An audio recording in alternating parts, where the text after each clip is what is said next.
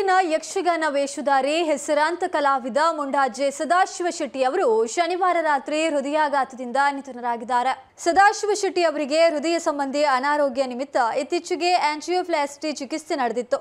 ಬಳಿಕ ಆಸ್ಪತ್ರೆಯಲ್ಲಿ ಚೇತರಿಸಿ ಮನೆಗೆ ಮರಳಿದ್ರು. ಹಿಂದಿನ ದಿನವಷ್ಟೇ ಡಿಸ್ಚಾರ್ಜ್ ಆಗಿ ಮನೆಗೆ ಬಂದಿದ್ದ ಮುಂಡಾಜೆ ಶನಿವಾರ ರಾತ್ರಿ ಹೃದಯಾಘಾತದಿಂದ ವಿಧಿವಶರಾಗಿದ್ದಾರೆ.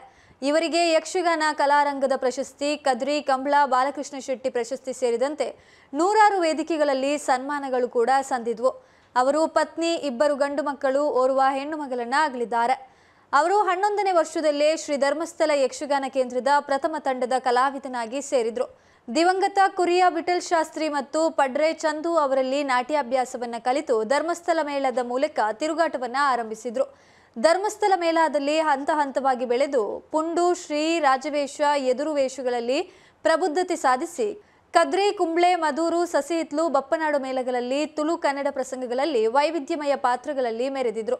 ಕಟೀಲಿನ 5ನೇ ಮೇಳ ಆರಂಭಗೊಂಡಾಗ ಮೇಳದ ಮ್ಯಾನೇಜರ್ ಆಗಿ ಈ ವರ್ಷ 3ನೇ ಮೇಳದಲ್ಲಿ ಪ್ರಬಂಧಕರಾಗಿದ್ರು.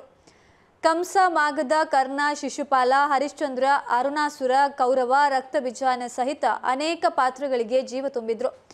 ಪುಂಡು ವೇಷ, ರಾಜವೇಷ, ನಾಟಕಿ ಅಲ್ಲದೆ ಸ್ತ್ರೀ ವೇಷವನ್ನ ಮಾಡ್ತಾ ಇದ್ದ ಪರಿಪೂರ್ಣ ಕಲಾವಿದರಾಗಿದ್ರು. ರಾಜವೇಷ, ಎದುರುವೇಷ, ಪುಂಡು ವೇಷ, ನಾಟಕೀಯ ವೇಷಗಳಲ್ಲಿ ನುರಿತ ಕಲಾವಿದರಾಗಿದ್ರು.